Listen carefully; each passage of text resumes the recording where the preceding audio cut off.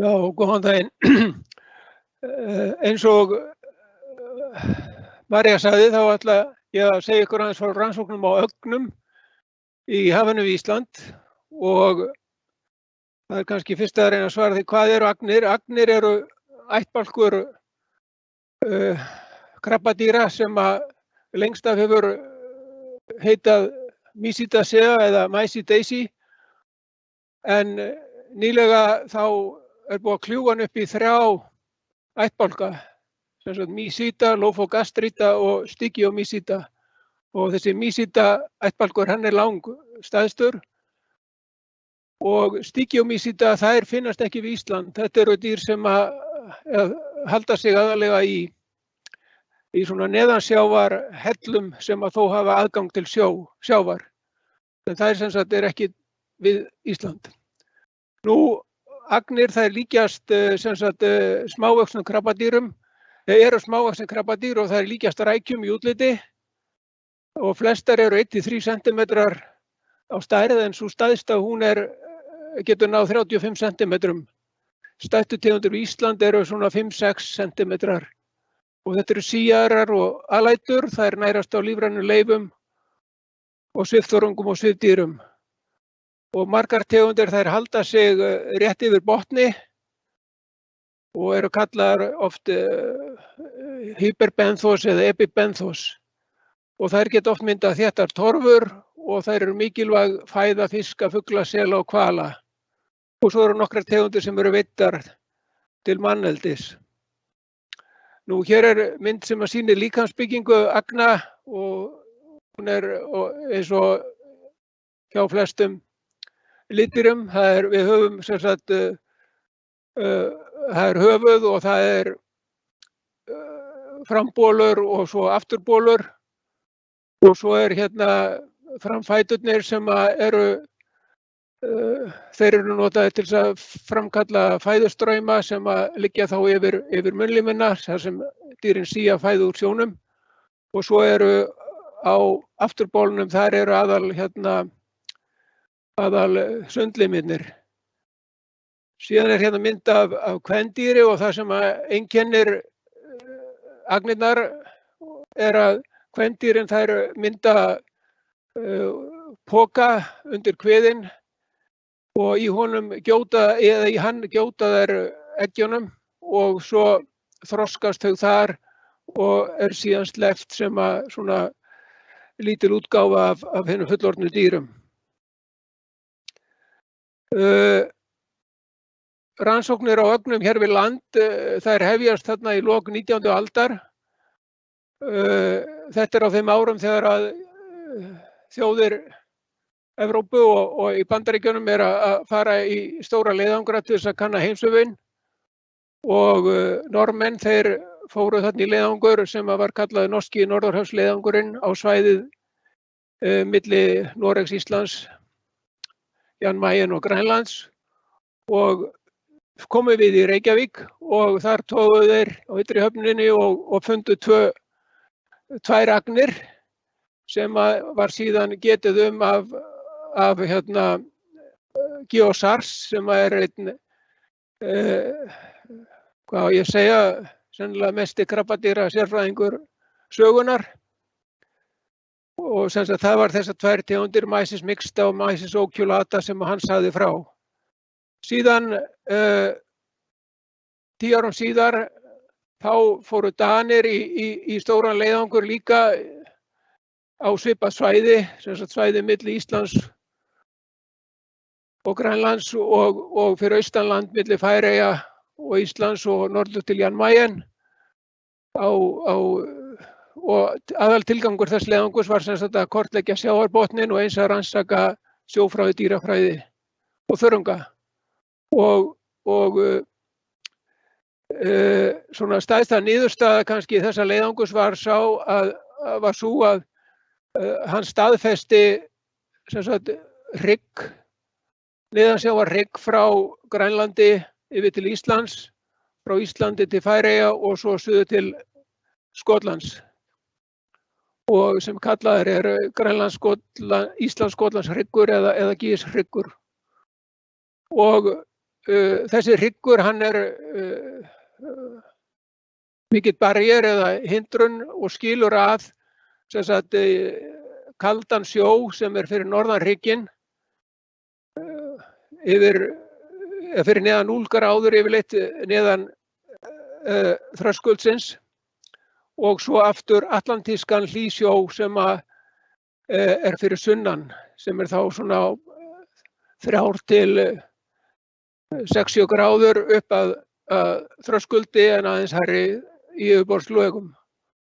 Og þessi aðskilnaður þessara sjógerða, hann sem sagt skilur jafnframt að þá samfélög lífvera og þau eru mjög ólík þarna sitt hvoru megin við hrygginn. Nú, einn af þeim hópum sem fjallað var í niðurstöðum þessa Ingólfsleiðangurs voru agnirnar, mísíturnar og það var Dani sem hét Hansen sem gerði það og hann greindi þá 18 tegundir sem voru þá óþekktar frá hafsvæðinu í kringum Ísland eða hafsvæðinu sem leiðangurinn fór En síðan og við verðum að hafa í huga að þetta svona þegar þessar rannsóknir í frumbersku, þannig að það kannski ekki óeðlilegt að hann finni þarna margar áður óþekktar tegundir. Síðan líða 30 ár og það ekkert fjallað agnir við Ísland en í 1938 þá eða árunum þar í kring verið að gefa út Zoology of Iceland og þá ritar annar Dani, Stephensen, meðal annars agnirnar sem eru þekktar við Ísland en hann taldi bara 12 tegundir vegna þess að í Zoology of Iceland þá sleppt tegundir sem finnast fyrir neðan 500 metra. En eins og við vitum í dag höfum við 200 mílna efnahagslögsögu og hún víða nær hún á 2-3.000 metra dýpi og það því mjög eðlilegt og hefur verið gert í seinni tíð að miða við efnahagslögsöguna þegar verið að tala sjávardýr og hvort þau tilheyri íslensku fánunni eða ekki. Nú, ég spyr og segi frá því af hverju fór ég að rannsaka agnir. Málið það að ég fór í doktorsnám til Skotlands og þar fékk ég verkefni sem tengdist lífsferli og orkubúskap tegundar sem heitir Neomyces integer og síðan þegar ég kom heim þá fekk ég vinna á Hafró við rannsóknir á dýrasvifi og á sama tíma þá voru í gangi miklar rannsóknir á fæðu þoss og botnfiska og við deildum labba, ég og þeir sem voru að greina innihaldi úr þorsmögunum og ég sá að þar í mögunum þá komu af og til agnir, þannig að mér datt í hug hvort það væri hægt að nota þessi magagögn til þess að gera svona fyrstu líffræðirannsókn á ögnum við Ísland og það varð úr og ég sem sagt greindi þarna úr mögunum eða ég fann 22 tegundir en svo og þar voru sem sagt 12 sem höfðu ekki áður fundist við landið og ég notaði sem sagt þessi gögn líka til þess að fá svona fyrstu líffræðilegar upplýsingar. Ég sýndi sem sagt útbreiðslu svo sýnd hér og svo athugaði ég dreifingu með tilliti til dýpis og svo var magasínunum safnað á mismunandi árstíðum, 3 árstíðum og ég gat svona aðeins með því að mæla lengdir og að athuga þroska þá gat ég svona aðeins fengið hugmyndum lífsferla fjölmennustu eða algengustu tegundana sem voru í sýnunum. Og það kom í ljós að þær höfðu svona 1 til 2 ára lífsferil, flestar upp í 3 ára kannski. En síðar þá langaði mig til að rannsaka líffræðina aðeins betur og ég fór sem sagt safnaði mánaðarlega í heilt ár í Skerjafirðinum. Bara í fjörunni þar, grunnsæfi með litlu neti og aftur lengdarmældi og greindi til þroska og gerði þetta fyrir 3 tegundir en ég sýni bara eina og þið sjáu hérna til dæmis hvernig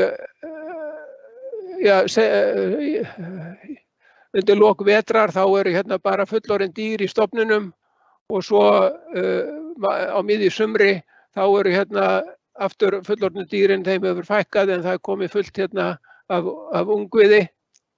Og svona ef maður rekur sig í gegnum þessar myndir að þá kemur í ljós aftur að þessi tegund, hún virðist hafa eins árs lífsferil og við sjáum hérna hvernig hún vex,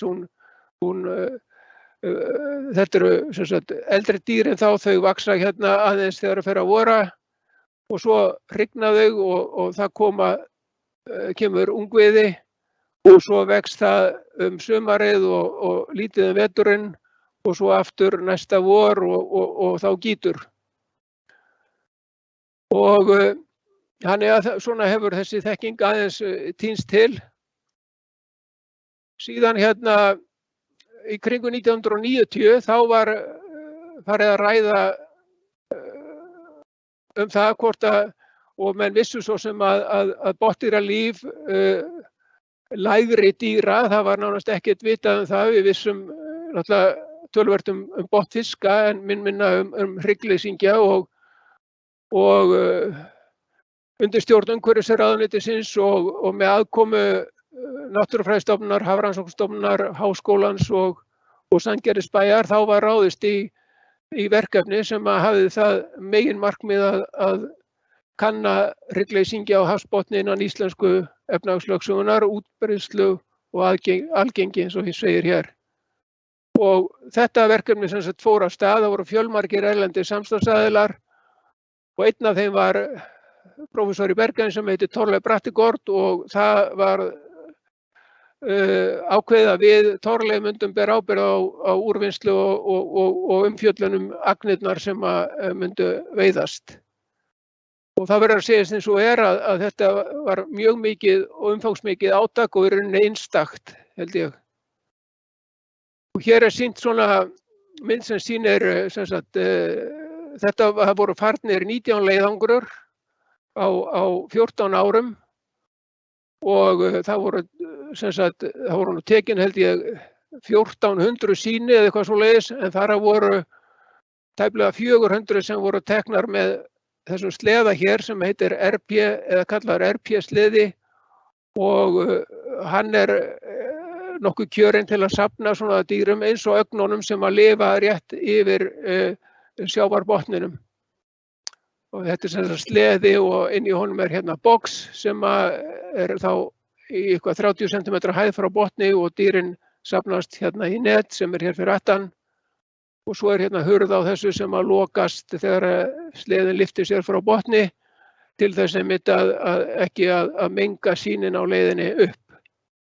Og það var safnað þarna frá grynnstu stöðarnar voru á 20 metra dýpi og safnað alveg niður á 3000 metra.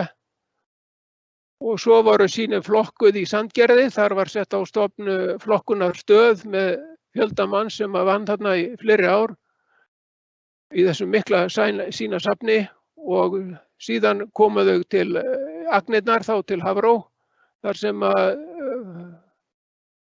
ég sá til þess að þær voru tegundagreindar og metin þroski og mældar lengdir og síðan erum við núna höfum verið að túlka þessi gögn.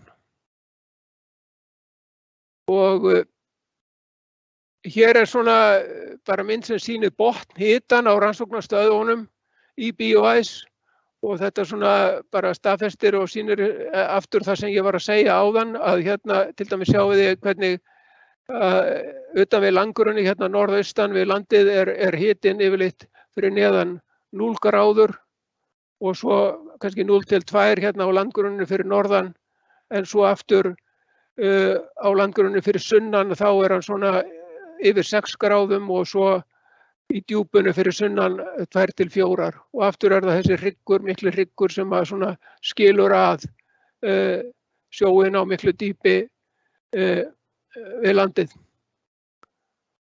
Og hérna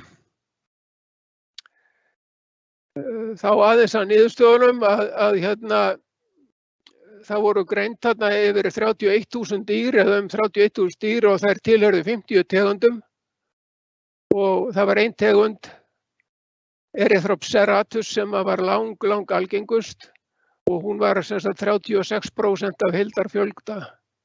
Síðan voru 5 algengustu tegundir, þær voru samtals 64%. Og af þessum 50 tegundum þá voru 25 sem voru áður óþekktar fyrir Ísland og 2 tegundir af þeim sem eru nýjar fyrir vísindin.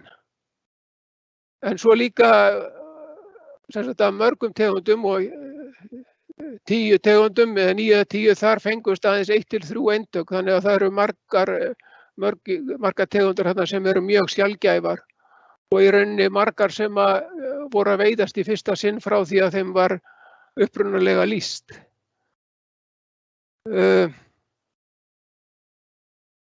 Hér sem sagt bara sýnd útbreiðsla þessarar algengustu tegundar, þessarar Erythrops serratus, og þið sjáu hérna hún útbreidd sem sagt allt í kringum Ísland, svona yfir landgrunninu. Og hérna dýpstardreifingin, hún algengust þarna á 100 til 400 metra dýpi og hér aftur svona mynd sem sýnir lengd og þroska og án þess að ég fari út í það þá tel ég að lífsferillinn á þessari tegund sé 1 ár. Og svona umfjöllun hefur verið reynt að gera allar tegundirnar sem þessar 50 sem söfnuðust, en auðvitað í sumum tilfellum gögnin mjög takmörkuð og kannski rétt hægt að segja bara frá lengd og tegund. Hér sýnd mynd sem sýnd hérna bara 3 tegundir af ættkvísl sem heitir Boreomyces og við sjáum til dæmis hvernig útbreiðslan misjöfn. Hérna hún á svona yfir landgrunninu allt í kringum landið, en svo þessi á djúpslóð utan við landgrunnið, grunnsbrúnina bara fyrir sunnan hrygginn og svo þessi hérna utan við landgrunnsbrúnina og í djúpunum fyrir norðan. Kannski lekur aðeins hérna yfir.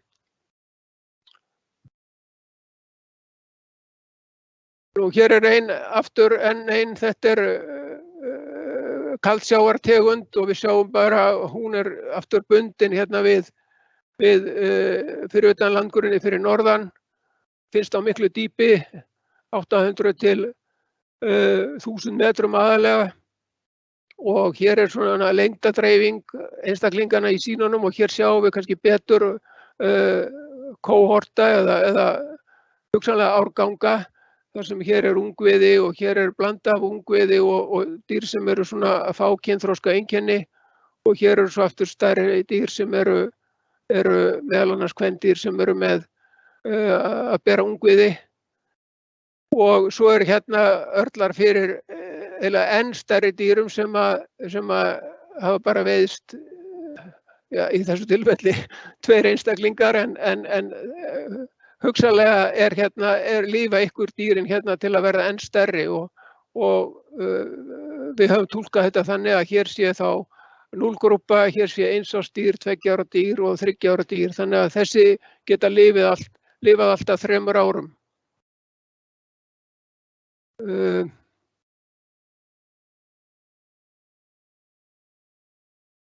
Ég sagði, hér aðeins vikið að þessum 2 tegundum sem eru nýjar fyrir vísindin og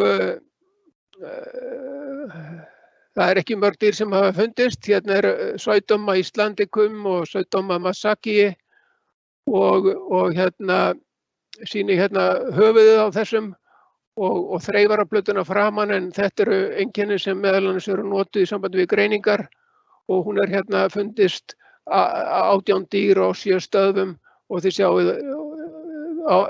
1900 til 2400 metra dýpi og samir með þessa hérna, hún líka finnst aðeins fleiri dýr, aðeins fleiri stöðvar en hún kannski heldur greinra.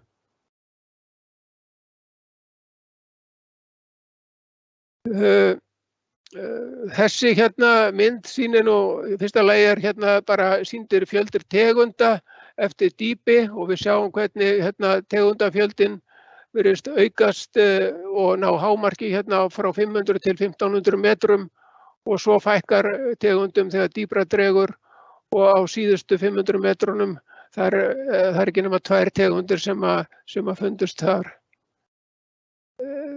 Hérna sjáum við lista yfir allar þessar 50 tegundir sem veiddust og hér er svona sín dýptardreifing þeirra. Sumar eru bara á þröngu bili og aðrar á mjög víðu. En þetta sýnir líka að gulu eru tegundir sem hafa fundist allt í kringu landið og þær eru þarna 5. Síðan eru 33 tegundir sem eru bara finnast sunnan við hrygginn og suðlægar tegundir þá og svo eru 2 til viðbótar sem eru sunnan við en svona leita aðeins norður fyrir. Og svo aftur norðan hryggjar, þar eru 7 tegundir sem eingöngu eru þar og svo 3 til viðbótar sem leita þá suður fyrir hrygginn aðeins. Þannig að við sjáum að fánan hún er miklu ríkari fyrir sunnan hrygginn heldur en fyrir norðanan. Og það hefur náttúrulega komið í ljós fyrir fleiri hópa af þessum krabbadýrum til dæmis sem hafa verið rannsökuð úr BIOS verkefninu.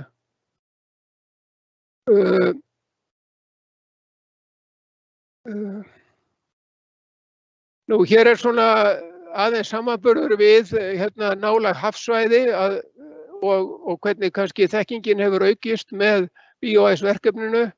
Það voru 33 tegundir sem voru þekktar við Ísland í upphafi BIOS. Við veiddum 50 í BIOS og þar voru 25 nýjar.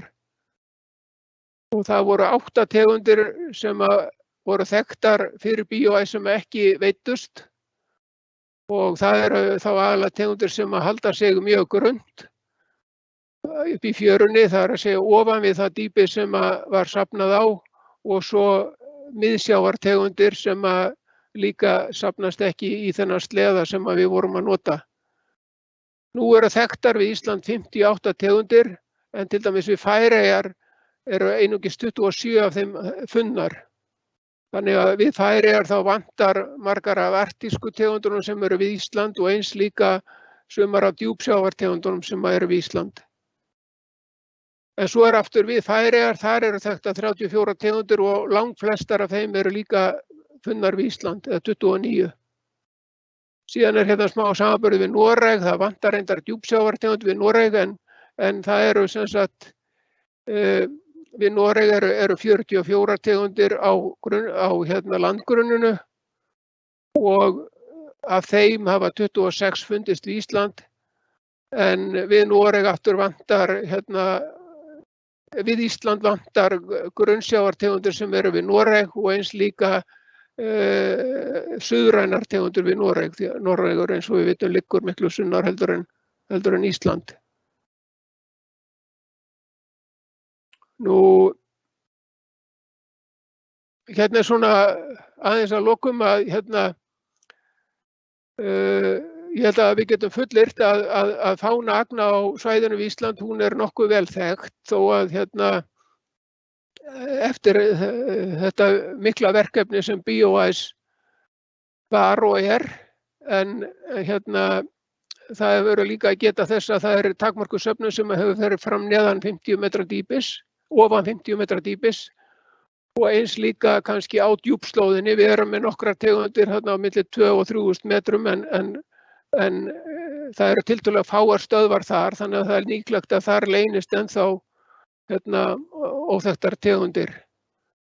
Og svona það sem að ég held að vanti kannski eru miklu meiri og betri líffræðilegar upplýsingar og ég held að væri gaman út af þessum mun í sjógerðunum fyrir norðan og sunnan þá væri mjög fróðlegt að geta búið til snið út frá norðurströndinni frá grunnu og yfir á djúpt vatn og eins sama frá suðurströndinni og út á djúpt vatn og gera ítarlega rannsókn á lífsferlum á völdum tegundum og þroska og vexti og frjósemi og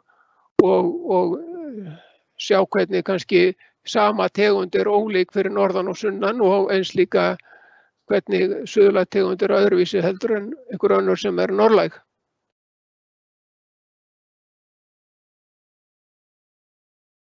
Nú verkefni eins og þetta, það verður ekki unnið án eða einum manni eða tveimur og það eru margir sem hafa komið að þessu og vil ég bara þakka í lokin þeir sem komu þar að áhöfnum og rannsóknarskipum, starfsmönnum stofnananna og fólki í Sandgerði og síðan var stúdentar, líffræðistúdentar sem unnu með mér á Hafró við að greina og svo vil ég nú bara þakka Guðmundi Guðmundsssyni, Jóni Gunnari og Lindberg Þorkeli fyrir að hafa og veita mér aðstöðu og sjá til þess að ég hef getað klárað greiningar og eins líka skrifað þetta hér á stofnuninni. Svo vil ég líka fara í lokin að því að dögum mínum fer að fækka á stofnuninni, þakka góðu fólki á Náttúrufræðistofnun fyrir hvað vel það tók mér hér fyrir 2 árum og ég hef haft ánægju að hafa verið með ykkur öllum. Takk fyrir.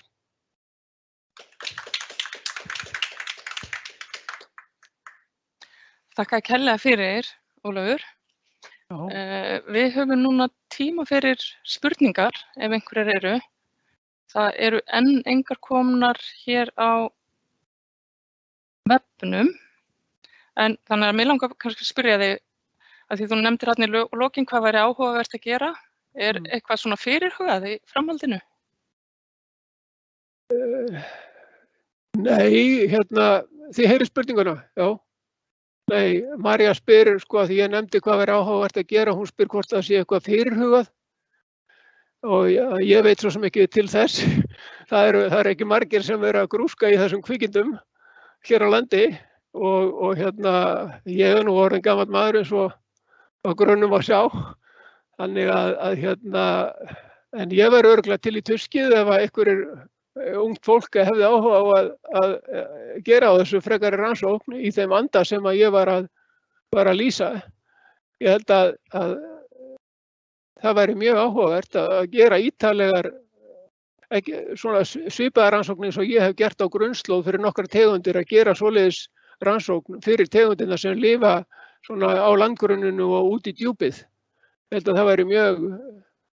Við höfum verið að gera þetta í áturannsóknum á Hafró. Við höfum verið að taka svona lykiltegundir fyrir og stúdera þeirra líffræði og ég held að bara agnirnar þær verðskulda alveg svoleiðis vinnu. Já. Ólafur, er einhver þarna í salnum hjá þér sem er með spurningu? Fólk í sal, vill það spyrja eitthvað? Gjör svo vel, Kristín. Ég verði að endurtaka spurninguna bara sko.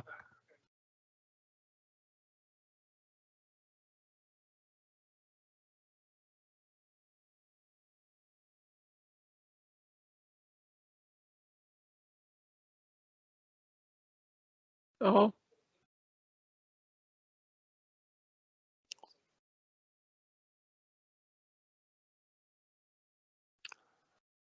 Kristinn Haukur, hann segir frá rannsóknum sem að Agnar Ingólfsson stundaði og á grunnslóð á ísöltum tjörnum og spyr hvort að þær hafi verið rannsakaðar og hvað sé mikið af tegundum eða hvort það séu margar sem að halda sig þar. Það eru náttúrulega nokkrar grunnsjávartegundir, kannski 4-5 og meðal annars þessar fyrstu 2 sem var lýst bara í lok 19. aldar, þær eru svona, já, geta svona aðeins farið inn í ferskara vatn en það er ekki sko og ísalt vatn og þar sem ég var í Skerjafirðinum, þar er líka svona lægri selta heldur en í fullsöltum sjó en það er engar tegundir hér sem eru sko til dæmis alveg ferskvatnsbundnar og það er mjög tegund sem er víða á hánorrænum svæðum í kringum Pólinn sko sem heitir Mysis relicta, svona relikt tegund sem hún ekki hér til dæmis, sko. En ég hef nú stundum hugsað til þess að ef maður fór í sumarfrí með fjölskyldunni að vera með lítið net og maður fara niður í fjöru allt í kringum landið og sjá hvort að ég fyndi sömu tegundir sem sagt og hvar þá og eru til dæmis í Skerjafirðinum, sko. Ein tegund þar til dæmis sem ég hef bara fundið einu sinni en eru örugglega algengari, sko. En það þarf kannski svolítið svona, þetta svæði sem erfitt að safna frá kannski, sko, stórsaum fjöru og upp í, sko, eða fjörusvæðið, bæði með, sko, að koma fyrir veiðarfærum og svoleiðis. En það stóð nú einu sinni til að fara í grunnsjávar versjón af BioIce en ég veit ekki hvar það stendur. Guðmundur Guðmundsson getur kannski svarað því eða þekki þá sögu betur en ég. Já.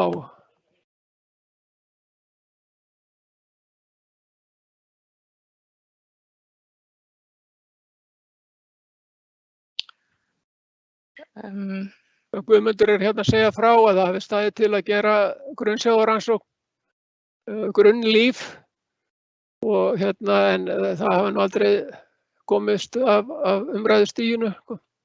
Nei. BioIce einhverju leyti svona kópía af verkefni sem að hét BioFar og var við Færeyjar.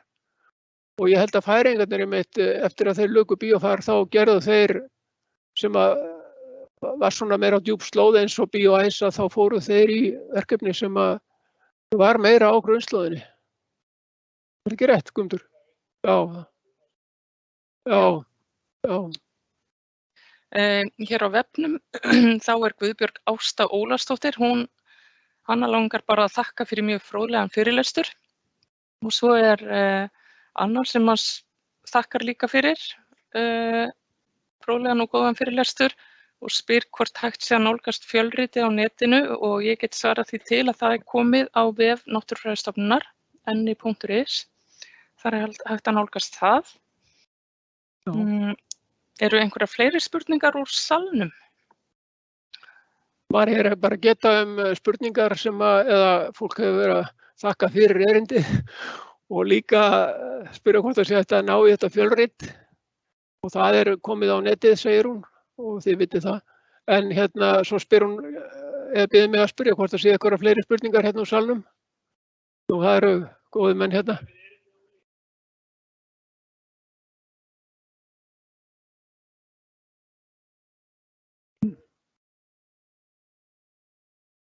Já, Borgþór spyr hvort við vitum eitthvað bíómassan á þessum dýrum miðað við önnur og ég held að einfalda svarið nei, nei því miður.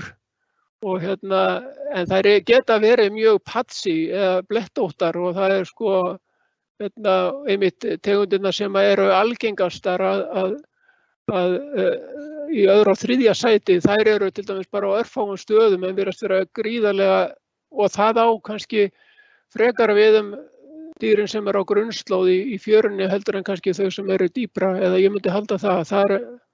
Þar oft, maður bara sér alveg bara svona svorms eða torfur bara svona yða og fuglar eru örugglega mikið að éta þær, myndi ég halda. En þetta að safna kvantitatíft mjög oft erfitt í sjávarlíffræðinu og til dæmis eins og sumar þessar stöðvar, þetta náttúrulega niður á 3000 metra dýpi og með veiðarfæri sem ekki stærra heldur en meter sinnum 40 eða eitthvað svoleiðis, þetta náttúrulega bara eins og dropi í hafið, sko, þannig að þú mátt taka ansi margar stöðvar, sko, til þess að held ég að þétta netið til þess að virkilega fá mat á bíómassa en sem auðvitað gaman en enn og aftur þá þetta átak alveg var á sín tíma alveg magnað hvað varðar söfnun held ég, sko, það verður að segjast eins og Guðmundur.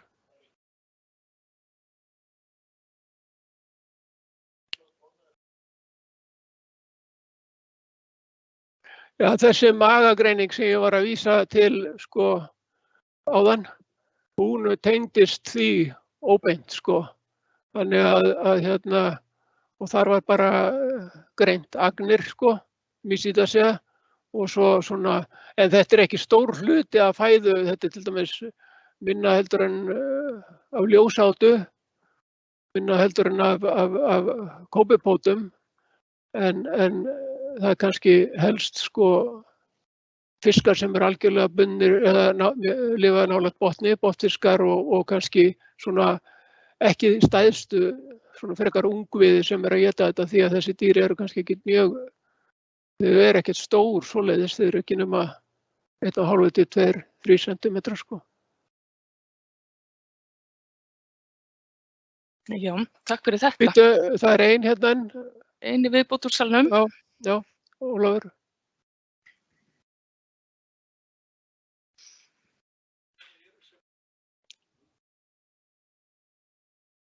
Nei, þetta var svona frá ágiskun, sko, af því að ég held að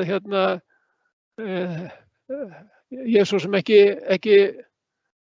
lesið það, sko, bara ef ég hef, að því maður horfir nú á fugla, æðarfugl og þessar sem eru svona í fjörunni og já, á grunnsævi og líka aðra sem eru í fjörunni og svona í pollum, sko, en það ein tegund, þessi mixta tegund, ég get sagt að hún kölluð selögn, hún eina tegundir sem hefur íslenskt heiti. Bjarni Sæm gaf henni það vegna þess að hann fann þær í svo miklu magni bæði í blöðrusel og hringanóra sem að þvældust hérna, sko, suður en svona magn eða og hvaða fuglar að éta það í miður. Hávella? Já, ok. Þið verður bara að gera meiri magastúdíur, strákar, og svo kem ég og tek vísurnar. Já, takk fyrir. Það eru ekki fleiri spurningar hér á vefnum. Býtu aðeins, María, hann að tala hérna, Kristinn Haukur, ég að hlusta á hann, ég ætla.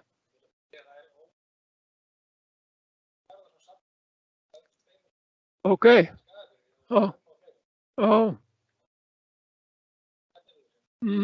Við erum að ræða hvort að agnir finnist í mögum fugla eða hvaða fuglum og